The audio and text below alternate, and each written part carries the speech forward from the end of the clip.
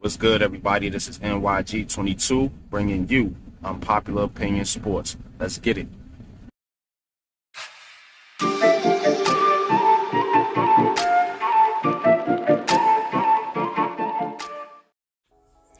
All right, so back with another unpopular opinion, and today I'm going to give you a sleeper team for the AFC South. So looking at the AFC South, last year the Tennessee Titans finished in first place in the division at 12-5, followed by the Colts at 9-8, had the Texans at 4-13, and the Jaguars at 3-14. So now if we look at the odds, I actually got the Colts projected to finish first in this division, followed by the Titans, the Jaguars, and then the Texans. So they actually got the Colts finishing projected to finish first, and not the Titans. So let's get into it. Now, the Tennessee Titans coming into the offseason. The big news here is that they traded A.J. Brown to the Eagles and let go Julio Jones, or didn't re-sign him. I'm not sure he was a free agent. I think he was a free agent, and they just didn't re-sign him. Also, another story here is that Derrick Henry coming back off the injury and looking to bounce back. He missed 9 games last year.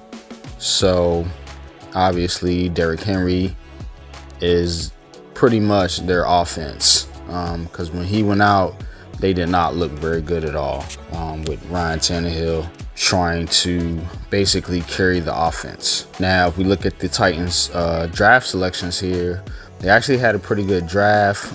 First round, they got Treylon Burks, then grabbing Roger McCurry, and of course Malik Willis in the 3rd round, and Hassan Haskins in the 4th round. Now, they got Malik Willis in the 3rd round, which I believe was a steal, and he is projected to be the backup quarterback for Ryan Tannehill. Hassan Haskins, the running back they grabbed in the 4th round, is projected to be the backup running back for Derrick Henry. So, and obviously Treylon Burks and Roger McCurry, I believe, are going to push for starter positions, as is Nicholas Petit. So, not too bad there with the Titans. They didn't add a lot in free agency, but what they do have going on is a solid defense, no doubt about that. Looking at their defense, you got Bud Dupree, Jeffrey Simmons, Harold Landry III, a bunch of other solid contributors on that defense. Defense was pretty solid last year for Tennessee. I don't believe that's the issue with Tennessee. I do believe the issue with Tennessee is the offensive line. And you might be saying, well, how's the offensive line an issue? You know, when Derrick Henry does what he does. But the issue is for Tennessee is not their run blocking, it's their pass blocking.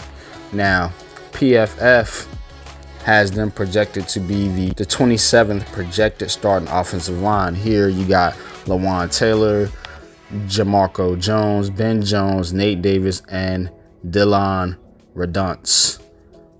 So obviously they have some issues on that offensive line. And given the way Ryan Tannehill plays, he's not exactly the most mobile guy in the world, but I think that could be some issues for Tennessee. Now, we know they got Derrick Henry, and we know the run game is going to be solid, but if you have a pass blocking line that isn't very good, then it's going to make your team one-dimensional, and I don't know if a one-dimensional team can get to a Super Bowl, playing the way the Titans play. Now, if we're taking a look here at the Colts, obviously they're the favorites for this division. They finished 9-8 last year, did not make the playoffs. I believe they got beat by Jacksonville in the last game of the season when they needed a win. So that obviously was disappointing for the Colts. They traded Wentz to Washington and traded for Matt Ryan. Now, I'm not sure why the Colts did that, because I personally don't see an upgrade from from Carson Wentz to Matt Ryan. If we look at the stats, the past 3 seasons, Matt Ryan has a pass rating of 92 with 13,015 yards, 72 touchdowns, 37 interceptions, and 48 games. You're not getting the upgrade that a lot of people think that this is. Obviously they have Jonathan Taylor, who led the league in scoring touchdowns and yards last season. Obviously a beast in the run game, and he is also evolving in the passing game with 40 receptions in 2021. Now, the Colts do have a pretty solid offensive line and pretty solid defensive line. Obviously, offensive line led by Quentin Nelson, Ryan Kelly, Braden Smith. And then you got the defense, with DeForest Buckner. They just signed Yannick Ngakoue, Darius Leonard. They got Stephen Gilmore, Kenny Moore, and just drafted Nick Cross. So the Colts defense and offense, defensive line and offensive line is going to be good. My question with this team is obviously their quarterback, because that's obviously what's been holding them back the past few seasons. They tried it with Phillip Rivers and then with Carson Wentz, and now you're going to bring another older veteran retread quarterback in here to try to get you and put you over the top. I think the Colts would have been better off trying to get a Deshaun Watson or a Russell Wilson if it was possible. Maybe it wasn't, but I think that would have basically put them in Super Bowl contention. But Matt Ryan's not going to do it, and I don't have a lot of confidence in Matty Ice. Now we're looking at the Texans here. 4-13 last season, projected to finish last in the division. Obviously they got Davis Mills, who had a okay season, looking at 16 touchdowns, 10 interceptions, close to 67% completion percentage, 2,664 passing yards. So, for a rookie who was picked in the 3rd round, that's not bad. Davis Mills outperformed a lot of starting quarterbacks in the NFL. Now, the Texans got rid of David Culley. They fired David Culley, their head coach, after 1 season. Obviously the record wasn't good, but the consensus around the league is that the Texans played pretty hard. They played good, and given the talent on their roster, which is very, very thin. They do not have a lot of talent on this roster whatsoever. Now, they are improving and adding some people in the draft, but right now, this team is basically, the cupboard is bare with the Texans, talent-wise. They didn't make any real upgrades this offseason.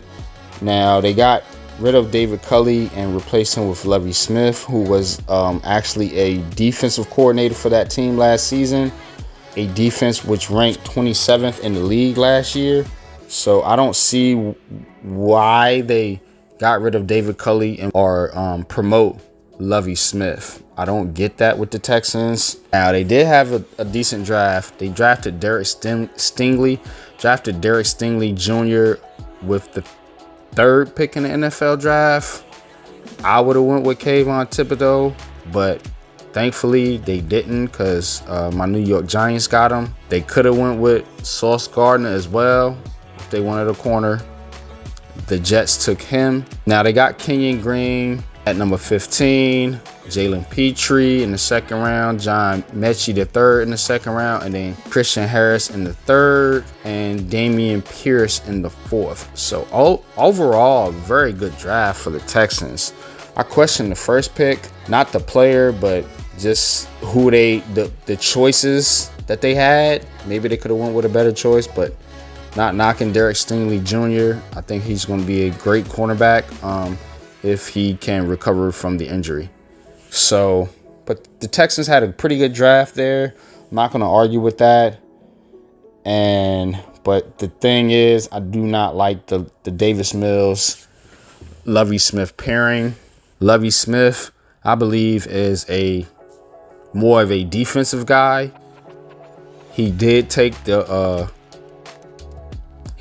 Chicago Bears to the Super Bowl. I believe it was in 2006 with Rex Grossman at quarterback. So maybe he can do something like that with the Texans. It ain't gonna be this year, but maybe Lovie Smith can get that defense up to par and have them playing at an elite level to where it takes pressure off the offense and the quarterback. But we'll see. I don't particularly think they made the right move there, but time will tell. Now, moving on to the Jaguars, who were 3-13 last year, projected to finish third in the division by the odds makers. And just Jacksonville Jaguars last season in general, it was just bad. It was bad all the way around. You had Urban Meyer, who was an absolute disaster. Trevor Lawrence, the golden child, expected to be this great quarterback coming out of college, had a terrible season. His coach didn't do him no favors, and the team around him pretty much sucked. But all hope is not lost for Jacksonville. Now, they went out and had themselves a pretty good draft, drafting Trayvon Walker at number 1. A lot of people question that, but kid's got talent, no doubt. He just didn't get a chance to prove it at Georgia. Personally, obviously, I would have took Kayvon Thibodeau or even Aiden Hutchinson. But I think, the Jaguars wanted who they wanted, and they got Trayvon Walker. And so, but it looks good. It looks good on paper. Now, the Jaguars also drafted Devin Lloyd, Luke Fortner, the center out of Kentucky, Chad Muma, Snoop Connor, Gregory Jr., and Montaric Brown. So the Jags had a pretty good draft here. They also went out here in free agency and picked up Christian Kirk, Evan Ingram, Zay Jones, Brandon Scherf, and Darius Williams. So, they obviously overpaid for a lot of those guys, in particular Christian Kirk, but they needed weapons for Trevor Lawrence. They need to get Trevor Lawrence right. This guy was a highly touted prospect coming out of college, number 1 pick, consensus number 1 pick in 2021 for Jacksonville. So they got to get this guy right. Now, the team I'm going to pick out of all these teams is going to be the Jacksonville Jaguars. Now, why would I pick the Jaguars? Well, first of all, I think Trevor Lawrence, because he does have talent to justify his number 1 quarterback selection or number 1 overall pick selection in 2021. Now, Trevor Lawrence was tearing it up in college, and I think with Doug Peterson coming in here, now remember Doug Peterson, while we was just talking about Carson Wentz, Doug Peterson was the coach that got Carson Wentz to where he was on the verge of an MVP season before he had an injury. So we got to realize that Doug Peterson does know what he's doing when it comes to quarterbacks. Doug Peterson and Trevor Lawrence can be good. They can be good. Doug Peterson definitely is a solid coach. Despite coaching the Eagles, I'm not really a fan of Doug Peterson, to be honest with you. So it's not like I'm making Doug Peterson out to be some great coach, but dude is a solid coach.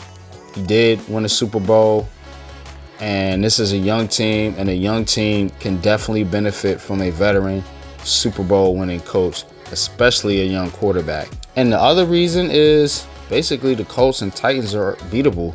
We just went over some of the issues the Titans may have and some of the issues the Colts may have. Both don't have lights out quarterbacks, and both could struggle, if teams make them one-dimensional and take away their great offensive lines, great run blocking offensive lines, and great running backs in Jonathan Taylor and Derrick Henry. So, and I believe the Texans, they just didn't add enough talent. The Texans just don't have a very good roster right now, I mean, just looking at their roster, it's not a lot going on there, so. But my pick is the Jacksonville Jaguars to sneak up on teams. Now, I wouldn't pick the Jacksonville Jaguars to win this division. I think it's between the Colts and the Titans. Obviously, I'm struggling to pick one or the other right now because they both look like sort of identical teams. But the Jags could sneak up on somebody. If Doug Peterson can max Trevor Lawrence's potential, which is possible because he does have potential, I mean, this team can be good. Now, that's all I got for today, guys. Please like, subscribe, share the video if you don't mind. And until the next video, peace.